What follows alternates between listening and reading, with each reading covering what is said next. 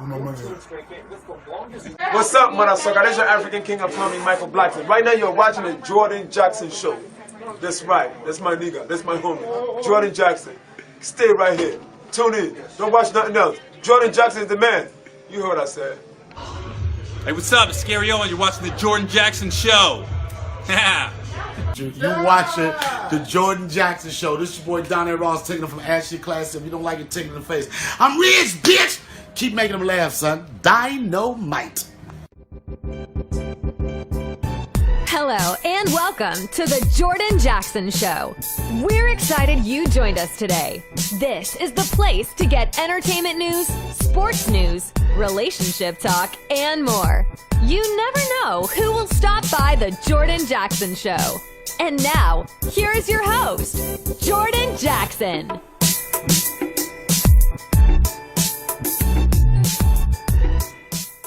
The Jordan Jackson Show. Got a very, very funny comrade of mine. Appreciate you joining, Mr. Damon Williams. How you doing, sir? What's up, man? Ain't nothing to it, brother. Let me get myself together. You fancy, man. I was gonna do it on my own. You're like, no, you're not. They gonna do you like that, huh? Yeah, you will not be using your phone, sir. All right. What's up, brother? Ain't nothing to it, man. Just trying to get this podcast off the ground, and I appreciate you taking time out of your schedule to bless us with your presence. Yeah, man. I was actually, I live in a suburb of Chicago, not too far out, but went by to visit some family and friends. I looked up, I'm like, oh snap, it's 7:30. We're an hour different over here, so I'm just not getting myself together. That's what you're hearing in the background and seeing. Oh yeah, it's all good. You know what I'm saying? The fact that you're here and we're gonna have a great show is good enough for me. Let people know a little bit about yourself, you know, for the fans who don't know about, you know, this comedy world, because I got a lot of followers, so different places. So, well, if you don't know about me from the comedy world, then you probably tuned away when you said he gonna be the guest. But you know, I've been in this thing, man, over 25 years. You know, all the black shows and a couple of white ones. And, you know, just doing my thing, stand up. Started doing a little film, television. I also have a series now called Laugh Tonight with Damon Williams on Urban Flicks TV, which has 8 episodes of stand up and sit down interviews. So other than that, you know, dude from Comic View, you know, King of Comedy. Actually, I found out on something called Pluto TV, man. They rebroadcasting old episodes of Showtime at the Apollo, and people may not know that, but I was the host after Steve Harvey for 4 episodes. wow. So there's your background. And the Tom Joyner Morning Show. You know, so there you go. Show off. No, that's good, man, and it's good to be able to, you know, see vets in the game, you know, who'll give, you know, the young cats like us that are coming up and give us an opportunity for other people to see your accomplishments, which is what this podcast is truly about. And I like to play different segments where people can kind of get to know who you are and things about what you like. So the first segment of it is called Get to Know You. First question I have for you is, if you could work with anyone in the industry, who would it be and why? I've yet to work with Eddie Murphy, man. And I would love to work with Eddie because I think he's one of the most creative comedy minds in history. He inspired me in so many ways to do this. And that would be a feather that I haven't put in my cap. I mean, I've met everybody pretty much of the black comedy circuit except for Bill Cosby and Eddie Murphy. So I would say Murphy. Plus, he got the classic films. I mean, I wouldn't have to do too much work because he'd do all the characters. Right. I just have to be one person. He'd do the rest of the movie, so it'd be dope. Yeah, that would be cool. And Eddie Murphy is is such a like, I don't think people realize how many movies this brother actually has done. Even the ones that, you know, weren't as great as the classics that he had. He's done a lot of movies, and his longevity has transcended to the you know, the time. Like, he's still, I mean, he destroyed the Rudy Ray Moore joint to me, man. He deserves more accolades for that, if you ask me. I've watched it about 13 times. Oh no, it's an awesome movie. He did an awesome job, and it was a great story. So, you know, he's a quality actor, man. To be honest, he was a stand-up, from like his teen years, but he kind of quit stand-up around 22 or 24, around that age. So what people have to realize, when he was doing Raw and Delirious, he was a young man in his 20s, but he was so ahead of the game that he killed that. And those are two classic specials. Oh. It's crazy that he only did 2 one-hour specials and maybe a comedy album or two. So we were deprived of more stand-up from him, but fortunately, his characters on Saturday Night Live and then his film career was so illustrious. Right. And being a vet in the game, how do you think he would do coming back into the stand-up world? Because as you know, you lose a little, you still get the fame, but the work, you can't cheat it. This is one game you can't cheat. No, it's a lot of people finding that out now that just came back after quarantine. Like, man, Right. people was trying to do comedy like this during the whole little situation, and they was at the house putting curtains up and having little speakers and bombing like a mother with no audience. So to come back and try to do an audience, it's a tricky thing. But I'm sure he mastered it. I mean, he's had dabbles with it, like with Saturday Night Live, and when he won his award at the Kennedy Center and such. You saw the glimpse. Right. He's a genius, so he would figure it out. It'd take him about maybe 2 whole headliner weekends. That Thursday through Sunday, 6 shows. By that Sunday, the first 2 would be maybe a little shaky, but still great to to someone like him. He would probably be harder on himself than the audience would be, I would think. Oh yeah, because his acting abilities could help him. I would think. Yeah, the thing about that, like if you're a legend and like the adoration and the joy of people seeing you, just so excited, will carry you for like your first 8 to 10 minutes. Right. You'll get a stand-up coming and your ass will damn near get booed leaving. I've seen it happen when cats that, no names mentioned, but they blew up like during the Def Jam era. Then they all started doing movies in theaters, and then they had to come back to the club after their sitcom fell off or something. And it was like, yeah, that's dude. And it's like, dude, ain't that funny? Right. We didn't even have phones to play it up back then. Even at least back in the day, you could pull your phone out and ignore somebody. Right. You had to sit there and sit through the bull. Right. And that's that old school, that ain't nothing worse than coming off that stage and have to stay looking in your phone because the rest of the comics and oh my God. Or as a comic waiting when the dude bombed, don't come over here by me. Right. I don't have no answers for why that happened to you. I don't want to tell you where you went wrong. Just keep that over there. The only thing worse than bombing at a show is being next to a nigga who didn't. Man, especially when the people leaving out, they be like, "Boy, you was hilarious." Right. Keep doing your thing, bro. Keep doing your thing. Yeah, hang in there. You gonna be David, I had one dude come up to me. Well, I rushed you and said nothing. He said, "Man, you was funny," and I mean that.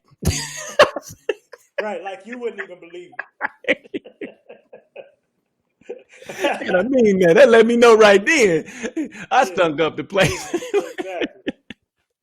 Well, okay. Next question. Who entertains you? Man, everybody, man. I love comics, man. Right now, You gotta have your favorites, though. I know it's a hard question. It depends on what genre. Like, for stand-up, Tony Roberts is like one of the dudes that bust my vest every time. I'm gonna laugh if I'm around Tony Roberts, if he on stage or whatever. Even in conversation and interaction. Rodney Perry's another just a natural dude. It's a bunch of people though, but Chappelle, his last couple of specials were very impressive to me. Even the 846, which wasn't really a humor thing, but the fact how he was able to pull that off. Yeah, he was able to and nobody complained, and they just got up and left. And I'm like, it should have been some yelps or something. Right. What do you think, man? But online, man, who been killing it for me? Who that? They do impressions, interviewing each other, and that's Godfrey and Affion Crockett. Yes. That's been clowning. Michael Blackson on social media is hilarious. But there's so many other people. The 85 South crew, they doing their thing. But then there's people like Just Niche and Corey Bell. These are my Chicago ladies. It's a bunch of funny comics dudes in Chicago, man. So, we kind of like the melting pot for that. But I could go on and on and on, So yeah, I'll leave it at that. I've been watching some old Patrice O'Neal cuts, man. Oh my God. Yeah. The Animal. Oh my God, that dude. Bill Burr, he's a funny dude. So I'm all over the place when it comes to the humor, man. Any favorite actors? Oh, one female and one male. When you go with acting as far as, well, let me also throw in some more when I talk about people I enjoy watching. Okay. She's a beast on that mic, and she carries her own tour, and she's a headliner, and she's a businesswoman, and she's dope. But as far as acting, man, you got to give Viola Davis just for the snot. Oh yeah, it's one of my favorites. She don't give you the snot, Yeah. She don't give a shit about her look. She ugly cry on your ass, and it might be a comedy. And then who's that? Well, between Jeffrey Wright, the brother that's Keith David on Green. Oh man, I love me some Keith Keith David. David Bro. been killing it, man, and they just killed him off on the show. Yeah, I couldn't. That threw me off. I was like, what? Keith David is a beast, man. Of course, the top guys like the Denzels. Yeah. But I'm glad you went to just. Yeah, but I'm gonna go with Jeffrey Wright, man. He's the most talented, versatile actor out there, man. He don't get enough due.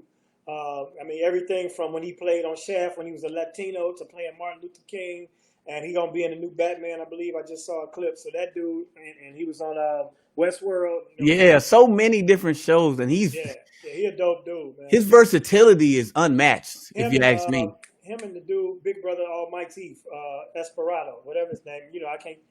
Giancarlo. Yeah.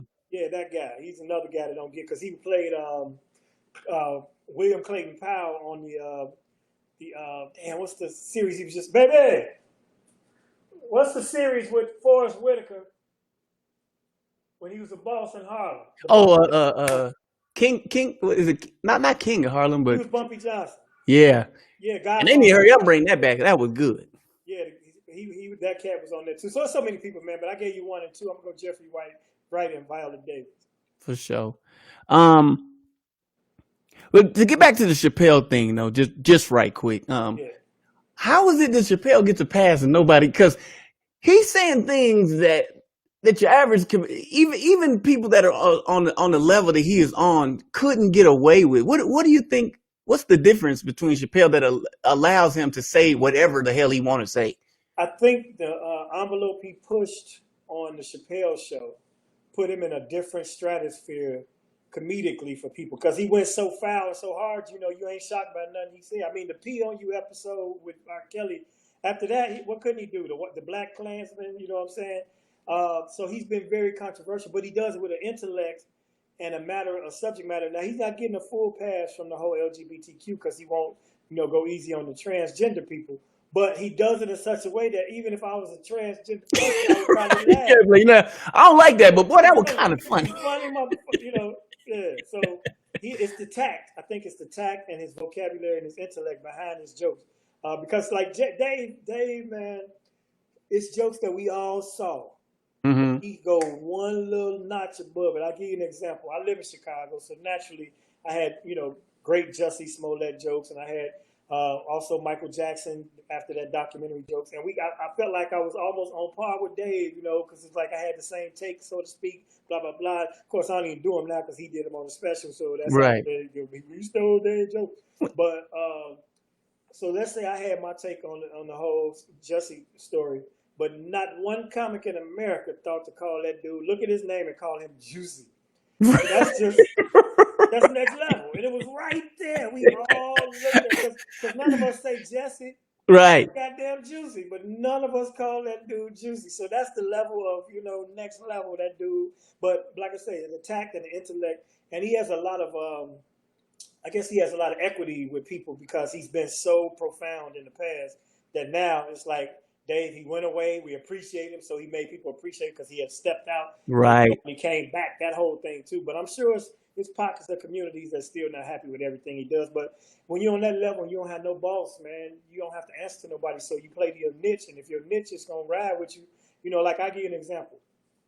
Arnez J and Bruce are probably both millionaires, and they could go to Middle America or Walmart in rural America, and nobody would know who the hell they are because they play to their niche. So, right. Dave is on a larger scale and his niche is broader, but that's the point that I'm trying to make. And that's a perfect example, too. Thank you for blessing us with that one, because that's going to go out to the world, and it's the truth, though. Yeah. Exactly. So I like that. What is your favorite downtime thing to do? Can we cuss? No. Yeah, you can. Vigorous fucking. How about that? That's my favorite pastime. What is it? Vigorous fucking. Plenty time for that too. Me and my wife are a wonderful couple, and we still love each other when we touch each other. And if it ain't that whole pandemic where we had nothing else to do, well, let's take it upstairs. Yeah. No, but I like, man, to be honest, especially in the summer in Chicago, I like to swim and I like to ride my bike, man. I'm not a distance cyclist, but whenever I want to clear my head, I jump on a bike, man, ride around the trail a few times, throwing some music. We stream a lot of shows, and we try to stay active, so stuff like that. But number one is vigorous fuck. Got to be. I love it. How has this pandemic changed you, if any? I don't know why I put the if any, but we'll just say, some people it ain't. But how's it changed you? Well, certainly it has, man. If anybody didn't change or have some type of evolution or revelation in their lives when you had this type of unprecedented time on your hands, and if you did it right, you should have had time on your hands. Like the stay in put place order, the first 6 weeks for sure, we only went out for like the mail or necessity. I mean, right. We found Instacart for groceries. Boy, man, it was a wrap for outside. So that was definitely a time. But one of the things it made me more appreciative of downtime. Because I'm a road comic. I was out every week, and just to have the peace of mind and appreciate my home. We did some home improvement upgrades in the kitchen, and I was working in the backyard when the weather broke and stuff like that. So you get in touch. Like, I've seen so many species of bugs that I didn't know exist from being in my backyard so much, man. Like, I've been posting them like, what the hell is this? People like, that's a teddy beard. And that's what's crazy is people really know. Yeah, you ask the internet, they'll tell you. But beyond that, man, it made me more conscious, because during downtime, not only the pandemic, we had the social unrest, and so the George Floyd situation sparked a whole other movement. Plus, personally, my son's an activist and a social leader here in Chicago, and he was assaulted by the Chicago police. So that got me back out into the movement and on marches and things of that nature on the front line. And what I did learn is I have a lot more respect for our predecessors in the civil rights movement, because they marched from city to city. We marched some blocks, and everybody was like, "Shit, how we getting back?" Yeah, everybody good now. This is good right here. No justice, no peace. I think we got our point across, y'all. I don't think we got to go all the way down there. Yeah. We got to get back. That's the thing. They'll tell you it's about a 4-mile march. No, it's 8, but we got to get back. Ain't no shuttles, ain't no Uber. What's happening?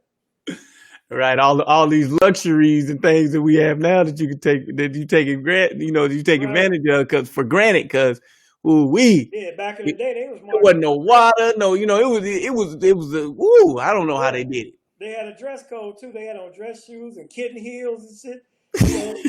They even had no Nikes. Nike wasn't even invented. Right. So I think them Stacey Adams, them Air Stacey Adams was all Stacey's or Chuck Taylors, which ain't got no pants. He ain't got no soul. Yeah, you feel it down in Chuck. Montgomery and some goddamn Chuck Taylors. You will look for the hole. Spray my foot, because this goddamn asphalt is hot as hell. Spray my foot. I can keep the dogs, but put that hose on my feet, please. That's too funny. Oh my God.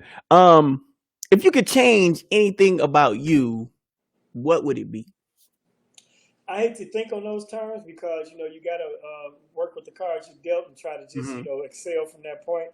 But to be honest, like, if I really had one attribute that I could enhance, it would be my height. I'd look to be taller. Because I know people look up to tall people, but then again, if you're really tall and you get notable, you can't sneak in and out of places. So like Two-Ray, it's different cat. Crook either. There you go, 6'4", that dude right there. Shouts out to my man Two-Ray Gordon, another comic I love to watch. His thought process is dope. For sure. Yeah, the height thing is can be a barrier sometimes, but like you said, there's some advantages and some disadvantages about that. Just like the disadvantages and advantages of being at home, it's tough because like you, I was on the road as well, and you know, being home, but it opens up the creativity. Even with you, I done seen, man, yeah, you damn near got clubbed. It just, Yeah. you know, got the music. And because when you create, you know what I'm Right. saying? So you learn, especially because I believe most comedians got the hustle blood in them anyway. So you got to be able to adapt, Of course. because that's all we can do. That's what I said. Yeah. So evolution as well. You know. So actually, like I say, with the world, she barking or something. With the world being what it is, and what the things that took place in this whole situation, you know, I became more socially conscious. You know, so and really and truly, like I said, I was gone. We were gone so long that intentionally I planned not to do my set that I used to do previous to that. So I've been working maybe 5 weeks because we are, you know, have limited capacity for our comedy club, but we're open. Mhm. I've been doing all original material, just stuff based on the pandemic or what happened during my experiences with the pandemic or whatever happens, current events and things I thought of. Not just, you know, I ain't doing a whole Rona set because that gets Right. a while, but, you know, the experience, because everybody's experience has been different throughout this situation. And so that's been a challenge that I never would have done if I didn't have to sit down for a minute. Because Right. you can rely on your bits. As long as the audience change, you can do whatever forever. So that's been a blessing in that sense. But now I want to. I was listening to my album, which I recorded in Atlanta at the Atlanta Comedy Theater.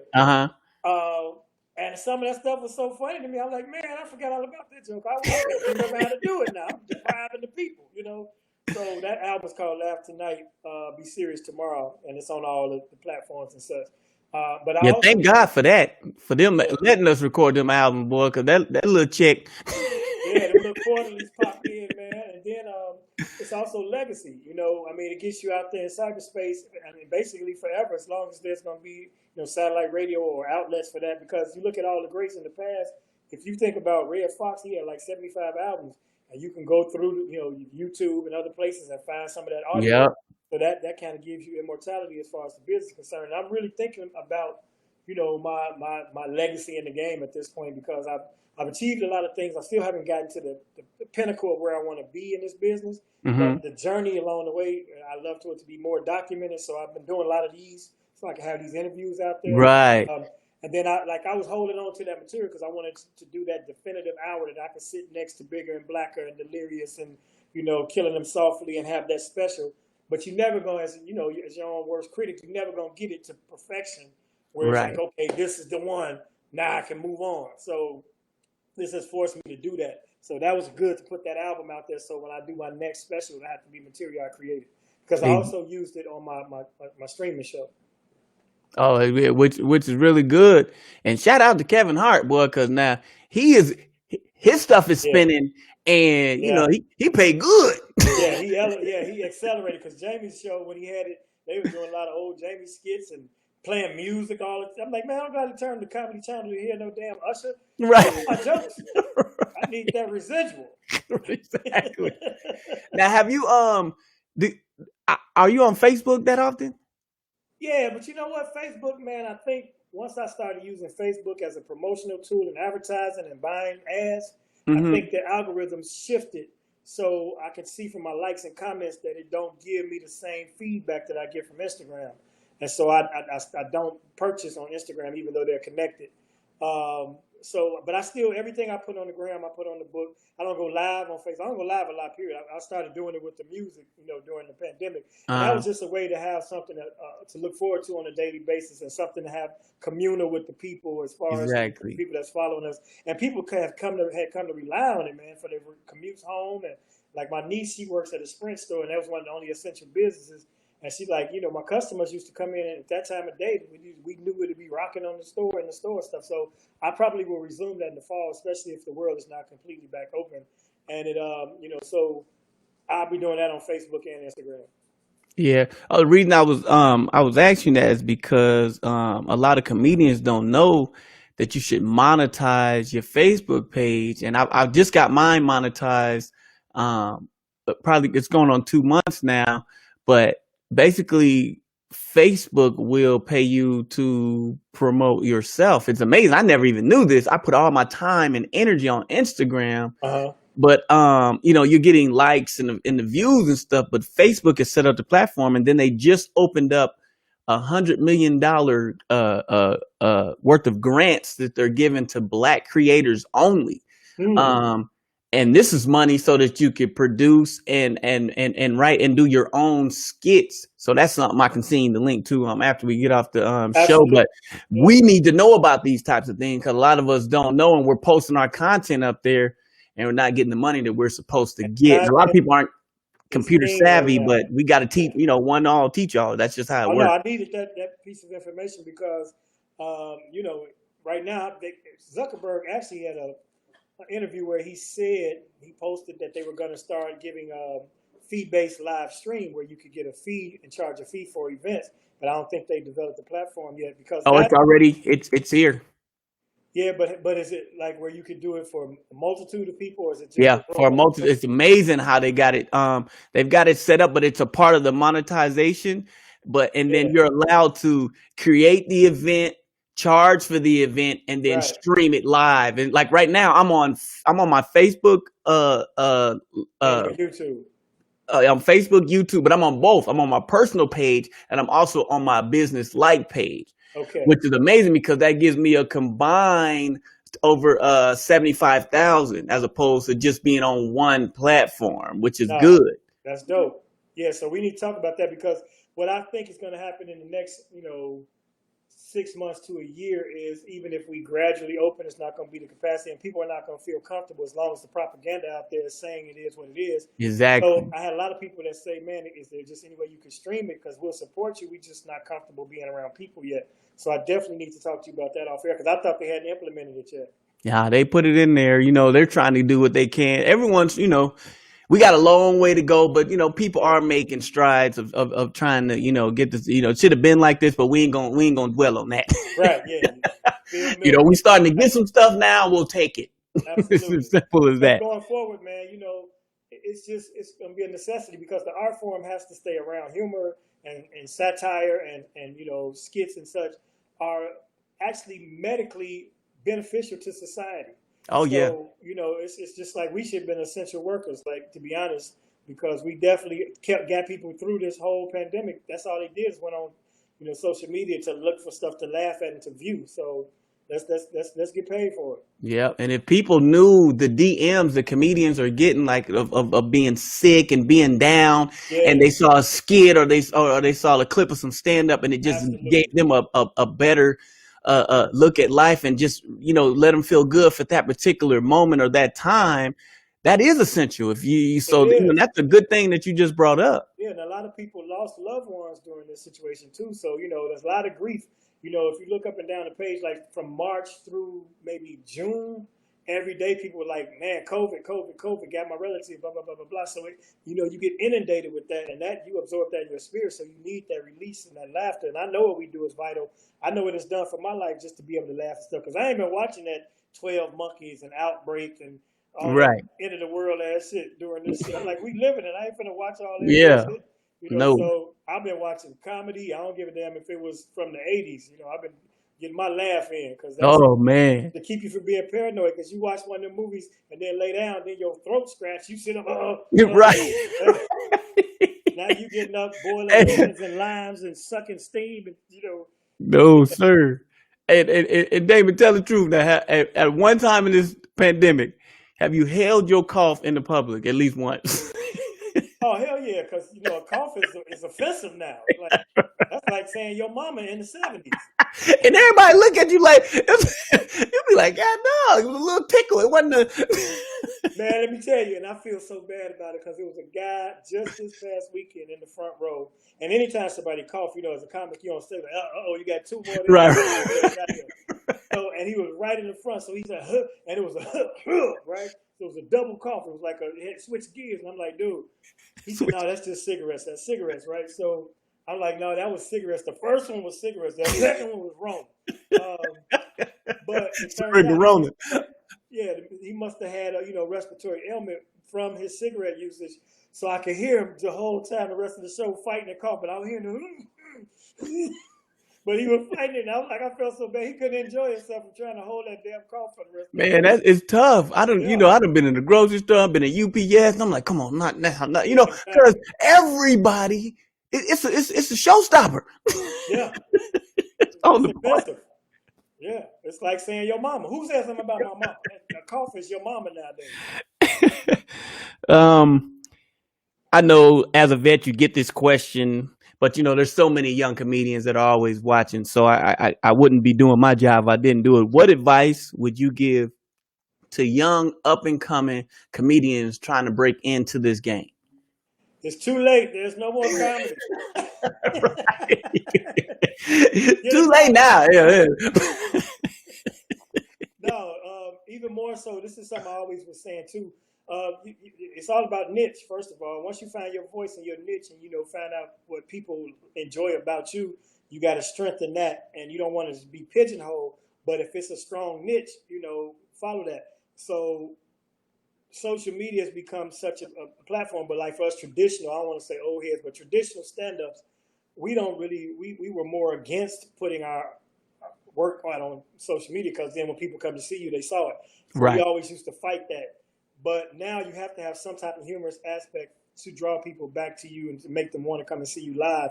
So you give them snippets of that. What I do is because they're not the TV shows and platforms that we have, like for Comedy Right. Def Jam and Show Timothy Apollo, you could become a household name after 2 appearances somewhere. But what I like to do is anytime I have a spontaneous moment, I'll post that because it's something that's not repeatable. But I Right. won't give you my staple bits. So you do stuff like that, so people want to see you that way. But then you try to if you're not cold with skits, hook up with people like yourself and get in other people's skits. Exactly. Here's a little nugget for you, everybody. If you don't have the followers, but you follow very famous people or people with high numbers, if you are funny in their comments, then you will draw people to you because you were so funny. So if Michael Blackson got 8,000 comments, but that means 8,000 people are looking and they're interacting. Interact with the people in other people's comments and get your jokes in like that, or get your little humorous comment, and then they'll be like, "Man, do crazy," and they'll come in and want to see more of that. So I just Wow, really that's a nice gem right there. Yeah, And it's the truth too. It worked. absolutely interact with other people's fans so that you can absorb some of their fan base. That's a good move. But the other thing, like once the world is back to normal or the new normal re-exists, don't be afraid to venture out, travel, go do a guest spot free in other markets. So that because what will happen is you might not get paid, you might lose money on the trip, but somebody might see you in that show and book you, or another comic might say that dude was funny and book you or connect you with other things, so you connect dots that way. So you gotta gamble on yourself, you gotta invest in yourself, you gotta believe in yourself, but more importantly, in your hometown, have a room of your own. I don't give a damn if 5 people show up every week. You are the catalyst of this particular place, and here's the way to go about it. Because some people are like, man, they ain't gonna give me the spot. Go to any establishment that has room for you to do it and that serves food and beverage. Tell them, look, if you just give me the door, you guys can have the food and beverage, and you can let people in free for a little while just to get the room going. But the key is to have recurrent audiences because it'll challenge you to extend your work because you're the host. Secondly, you'll be able to provide work to other comedians. And once you are known as a work giver, you also might become a work receiver. A lot of people book me because they know I could book them back. Right. Coming up in the game. But then it also gives you the opportunity to learn that side of the business. So when you do start to earn, the ins and outs of it. You know that you can't be cheated. You know how the market works. You know all of that. So you'll learn the business. It makes you stronger in that way. So and surround yourself with smart people. If you can't do it all, you can't be your social media person. Even though I tried myself, but you can't be a social media person. Handle your schedule. Book your comedians, booking all your travel, and then still create for your art form. If you're just starting out, your main focus is to get funny, but learn these other skills I just mentioned. Wow, that's some good advice. See, I needed that when I did because that's what I did. I did everything. I booked the comics. I put, Right. But I built those relationships with comedians and I paid them. I was, I wasn't so good, but people were coming to see. So I put a great show together, and you just gonna have to see me before you see these good comedians. That's what man. You book somebody, they come to see him, they end up seeing you. But like I said, but if you're wearing those hats too much too soon, then it takes away from your. By the time you get to the venue, you like shit. Oh, now I got to go up. Exactly. You so right too. But you done been to the airport to pick up the meeting. You got them checked in the hotel. You went to get your hair cut. Not me. or you good. You at least you got your joint. You know, right? You It'd went be to the like Tony mall. Robbins said, You you had to let have a stitch conversation to at the the end. household. All that. Now you get to the mic and you exhausted, but you still got to perform. So it's if you're young in the game, focus on the craft, but learn the business. Yeah, that's true. And I learned that just by being on the road with Country Wayne he gets to just go on stage. Like everything, he pays people to get stuff handled, you know what I'm Right. saying? And he can just go. And I seen the difference in that, man, because Yeah. when you got to do all this other stuff, you can't even think and hone in on the craft and the reason that you're there. So Right. you saying that just validates that, and it does make a huge, huge difference. Absolutely. Now we're not saying everybody gonna be able to afford an entourage, but you can find a couple of believers, Right. people that really believe in what you're trying to do, and that person will roll with you. Yeah. Or you and other comedians can share the burden of if y'all all trying to come up together. If you look to strengthen the numbers of the 85 South, for instance, those cats elevate each other by the elements that they bring together. So there's so many ways to go about it, but it's different for you guys that are just starting versus back in the day. Back then, it was just be the funniest dude in your town. So when Def Jam come to town or Comic View come to town, Right. You was you gonna want get to be on. you want to be one of the first 5 people. When they say who funny in Memphis, you want to be Ambrose Jones, so and so, so and so, so and so. You know what I'm saying? You want to be that guy. And in every city, that's how you conquer your market. Bernie Mac gave me that advice too. Take care of your hometown. Don't rush out to some other coast, but then venture out. Go try to get on at the Laugh Factory at Sunday in L.A. or go to New York and have one of the comedians run you around, just getting you some guest spots, just so you can feel different audiences. Because sometimes humor is regional, but if you go around, you'll experience different things, and you can incorporate that. Yeah, And you it'll can be say more well. you can say that again, cause Yeah, boy, I was on the road a lot with a lot of funny comedians, but I made myself an asset. I took pictures, whatever. Just let me come and do my little 5 minutes, boy. But when I got to your city, Chicago, I learned real fast. Okay, yeah, funny with material is one thing, but they want to be a part of that. They want to be a part of it. You can't just come out there and just hit, especially when you ain't. Chicago ain't no yeah. joke. And you know what the thing about this city, man? That's why we have so many dope comics out of Chicago. If you look at the history of it, here it is.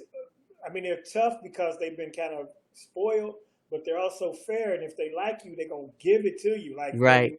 you get them, you got them. But you got to get them. But Yeah. it's not like the New York audience where they base themselves on the Apollo mentality. Like, Chicago is, and it's a melting pot. So you coming from the South, at least your stuff will translate because we have a lot of Southern tendencies here. But if you go from like deep South to West Coast and try to do that same mentality, or deep South maybe, and say to New York, the East Coast, because they got all those. You got to have a Caribbean joke. You got to talk about a bodega. You got to Right. They got all that international flavor in them areas. But in Chicago, we got down home people, and then we have the international flavor, and then we have the Midwest situation too. So it's a good place to come. Plus, this city is known for on the mainstream circuit as well as the urban circuit, which I hate to divide them. Right. Because now it's starting to meld together because they realize the viability. We draw numbers, so they gotta be reckoning with black comedians now. It used to be we couldn't get into white clubs. Now they begging us, But we have stuff like Improv and Second City and all that. So the whole Saturday Night Live. That's why you got people like Chris Red on Saturday Night Live right now, and people like Hannibal Buress and those kind of cats. They did that kind of thing with the mainstream and the improv and sketch and such too. So Chicago is dope for comedy. Yeah, but it's like Atlanta. They'll let you carry they'll give you a little bit of leniency, boy. But Right. at the bottom, Yeah, if you're you in had to- Atlanta, if your ass ain't funny, you better have a parody or a song right away. you better have a hella DJ with some. Yeah, Play that again, DJ. Now you can kill it, Atlanta, when to play it again, DJ. yeah, you can get it, but damn it, you better keep it in your back pocket for them quiet moments. Have a noise, better have that Janet Dollar Willow whistle. Something. Tell you right now, because they will get man gone somewhere with that bullshit shot. Hey, boy, quick, Can't boy. talk about Atlanta, man, in this interview without acknowledging we lost Tyler Craig too. Oh, for sure. Much love to Tyler's family, man, and he was one of the people I like to watch, because he was so unique in his voice and his style. I got to mention Tyler Craig right now. Oh, definitely. You have any stories of about Tyler, or you just kind of just knew of him? Or? Yeah, man. Tyler was like tight with my son because when he came to town a couple times, like Tyler been by the house, that type of situation. Oh, okay. So yeah, but just I do remember one time, I don't know where we were, maybe Macon or somewhere like that, and that's when I used to wear suits a lot too, and but it was earlier in my career, and I had this basic set, and it was paint by numbers, this to that to this to that, and it just wasn't clicking with them people right. You know what I'm saying? It was funny, but it didn't click. And I'm like, man, these motherfuckers, down here, they don't know funny. Shit. Joke number one. And the moral of the story is, and it was over. I'm like, well, maybe it was me. That man came right up there, got that joke. Tyler used to tear it down. I remember him at Harrison's back in the day when Harrison's was standing room only, and a couple other clubs in Atlanta, man. And he would come in there, him, Dirty South, Sean Jones, and would tear that thing down. But he just had such a presence and pulled that just energy out the audience. It was just amazing. And he had an intellect that was, you would, first of all, the persona of, he with his drink and all that, you would think he's about to be a drunk old man. Exactly. Drunk dude, not old man, but this, he was an uncle type, but you got to dropping them gems on you. You're like, man, dude is on one. You know what I'm saying? So peace and bless up to that brother, his soul, man, his family, and his legacy. For sure. Okay, well, we move on to segment 3, and we're almost done here. But yeah, because I got to get to some vigorous, Good callback. It's been a couple weeks, you know what I'm saying? My wife had an eye procedure and then some other things, so I got to get to some vigorous fucking around here. Definitely good. And ain't no haters over here, so I got to let you get to your business. But this segment is, I just need 3 examples of, I hate when people. I hate when people ask me questions like that. No, I'm kidding. No, okay. One thing I hate when people do, I hate when people find out you're a comedian and either try to tell you a joke that you can use in your show. You use that. Yeah, you can use this one. Or they ask you to tell them a joke. You're a comedian? Oh, man, be funny. Tell me. Right. Oh. And, that's kind of an irritating thing. All right, that's one. Oh, you want 3 things? Yeah, 2 more. I hate when somebody comes around me talking bad about somebody else and they think I'm going to join in with it. Oh, that's a good. You know what I mean? and comics do that a lot too. And they be waiting too, like, yeah, 'cause I mean, he ain't. Yeah. Earlier I used to follow, like in the green room, especially that type of shit. People that will. All us in the room, then when they go on stage, the whole room talking about this dude or tearing this piece is set apart or saying something about it. And then that makes me know when I leave out, that's what this room about to do. So I hate when people do that little petty little shit like that. Yeah, that's a good one. Third one. 3, I hate when people are too intrusive, because they know us, they feel like they know us. Right. But especially like a drunk dude will come up and man, they grab you and they rub you. They look bald head. They look bald head. That's why I wish I was. You in the audience. Yeah, that's why I wish I was taller. They couldn't reach the top of my head. But I had big old swole dude, man. Come here, old man. You a funny one, man. Sit down with all that, man. This is one dude here, man, and he a gangster. You know what I'm saying? Like he's straight up, he a gangster. His name Gangster. I ain't gonna say his second name, his first name, but this is my first time back out after the Rona, right? But we weren't even able to do shows indoors. We had to do it outside. So there was like outdoor dining, outdoor patio. That was allowed. But it rained. So we had to take the show in. Now it's a regular show and everybody inside. And he came, man, he a swole, penitentiary swole dude, right? And he just came and he just grabbed me, man. I know everybody been cautious. We masked up. He not. But he a gangster and he's strong and I couldn't get out of it. I'm like, man, I just had to take it, man. I hate when people impose upon my personal space. I was just like, yeah, forever, bro, love. But it was like, nigga, you sweating on my face. You got me hostage. So that's number 3. Those are all good ones. I only do one. And it's the funny thing is, you see comedians, somebody like, here's the thing. I never knew that comedians really don't remember you.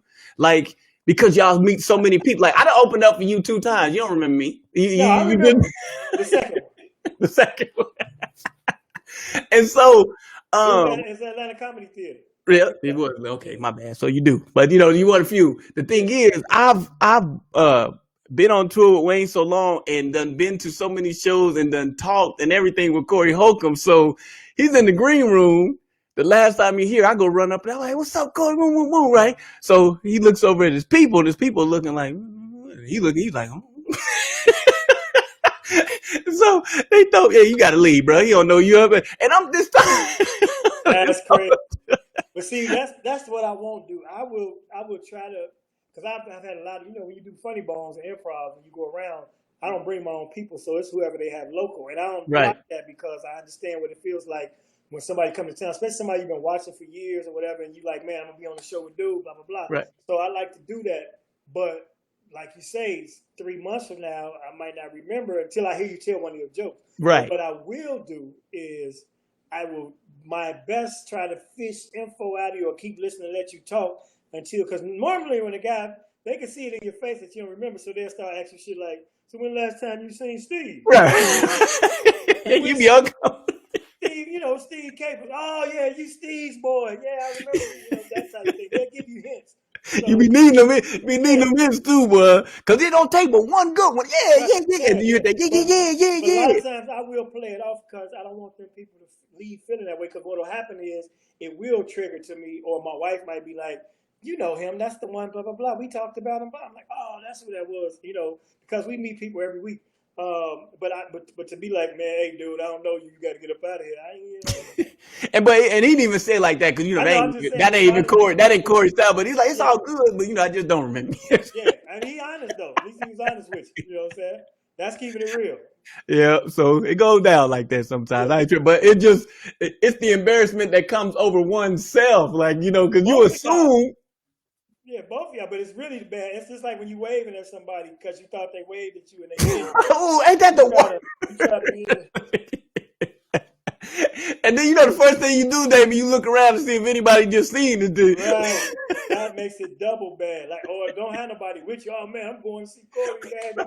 Man, we kicked it in motherfucking Phoenix. Boy, watch this, my nigga funny. Right. He be like, hey man, hey dog, I got nothing. Now you got to play it off with them. Well, you know how people be busy. Right, yeah, you know what I'm saying? They meet so many people, exactly. You know what I'm saying? Yeah, that see, I didn't even know how the movie industry go. My first movie, almost Christmas, right? I fly out for because I'm invited to the red carpet premiere and I'm thinking, you know what I'm saying, everything that they filmed. Bro, when I tell you, if you seen me in the church scene doing this, I'll be like, that's almost Jordan. Bro, nobody told me that's how the gang goes. That they don't, it was my first major. I'm used to doing this, little shorts and the other little movies. And what y'all film is what you get, but in movies now, man, it's like I know many people that have been, in movies. And one particular guy was telling people, wait till the movie come out, and he didn't even get he got nothing. But I learned that because my son was a child actor, man, so he was in several films, but he also did a couple of commercials. Mm-hmm. And one of the commercials was for Ford, and they had us go way out in like countryside Illinois, where it was just like farmland and shit, and they had him and 2 or 3 other kids, and they had them running through fields of corn, and they had them swim through a creek and a pond. And when I tell you he was only in a collage and a still photo in that goddamn commercial, man, we were so mad. Wow. Swimming in creek water and all type of shit just to be they ain't keep nothing, right? Man, I want to sue them people. Put us through all that for a steal? Running off a bridge and jumping in the water, I'm like, man, this is gonna be the big one when they see this one. Some bullshit. Man, hey, thank you so much, man, for the presence. What I need you to do is let everybody know the album, where they can get it at, all your social media platforms, okay, so we can keep, Well, first things first, man, I want people to know about Urban Flicks TV, which is a Black-owned streaming network. And I have a series, but it's a bunch of original programs, man. Trey Songz got a movie on there. It's real dope. He played a cop. Ray J and Michael Jai White have a film. There's a series called Cast in the Net with Ella Joyce, who used to be on the show Rock back in the day. She's Oh, killing I that. love her. Yeah, she's brilliant. So they have a bunch of original content. It's multicultural, but it's mostly black. It's black owned. And my show is called Laugh Tonight with Damon Williams. It's only $3.99 a month. But all you got to do is three of y'all put $1.99 up and then share the password. You know how we do it. Yeah, I think they still slipping like early Netflix, so you can put it on a bunch of devices. But then my social media is Damon Williams Comedy, and my album is Laugh Tonight, Be Serious Tomorrow. The show is called Laugh Tonight with Damon Williams. If you look at those two things, if you want to support anything I do that. In Chicago, if you ever come to Chicago, we have Riddles Comedy Club, and that's myriddlescomedyclub.com. And the Cash App is Damon Williams. No. Hey, throw it on there. You know, hey, people doing the right thing. You know, what I have been doing is for people that in Chicago or that know the club, for us to keep this club afloat with the 50 people capacity limit, I tell people if they can't attend the show, buy a ticket. You know, and that would help contribute to the cause of keeping the club alive. Oh, brilliant. Yeah, so, you know, then all our shows are on eventbrite.com. It's Damon Williams Presents Comedy Series. So if one weekend you look up one of your favorite comedians in someplace, but if you can't go, you can go ahead and buy a ticket and, you know, show them some Support love that way. Because I split the proceeds with whoever's performing that weekend. Oh, sweet. And you do back in Atlanta anytime soon? Actually, man, I was supposed to be there Friday and Saturday, but I pushed it back because they were saying, you know, the numbers weren't looking like the deal we had. And so they was like, either I could come and amend the deal, which I would do, or I could wait until and see what it's doing. So I'll be there in October at Uptown. And shouts out to them for doing it, Angelo and the cats, because I would have done it, but I'd rather stay home because I was never at home with my home base club. So now I'm able to be home, and I'm like I said, I'm in the lab, and I don't want to come back to Atlanta short step, and I want this material I'm working on to be polished. So when I come, I'll be ready to do that next hour. I might even do another album while I'm there, something like that. Yeah. Let's Good look move. at October. Yeah. Okay, good. Yeah, because, you know, I'm trying to link with you. We still at, you know, I want you to be that uncle in my sketch. Let's go. Hey, if I go and take a shower, I can put the gray on. Oh, no, I got the makeup artist. She can have you right. You don't need it, trust me. So you don't need it? No shave, no goddamn just for menish. Uncle Ruckus, right? Uncle Ruckus, goddamn. Let me tell you, man. Look here, boy. Man, my brother, I sure appreciate it. Go and get to your vigorous. Yeah, time to do some vigorous love making. Thank you so much, man. One of the best interviews I've had. Thank you for the time, my brother. Have a good night, man, and we'll see you soon, bro. Respect. Keep doing what you do, man. Your stuff is funny and it's growing, man. And this is a great platform. And I need that info about the live stream. I got you, brother. Each one, teach one. Love. For sure. Yep.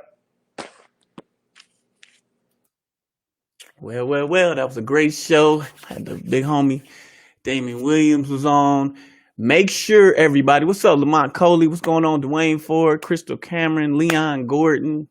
Thank everyone for tuning in. Make sure that you always comment what city and state that you are watching from, and as well as what platform. Dwayne Ford, the big homie, is on YouTube. I appreciate you doing that. Hey, this was a great show, great information. Y'all heard it here first, young and upcoming talent. Make sure that you do the things, if you got to start, once the world get back the way it is, if you need to start your own room, you need to do the things that you got to do to make sure you can get to the place that you got to be. It's your boy, Jordan Jackson. This has been the Jordan Jackson Show. Thank y'all. Have a great night.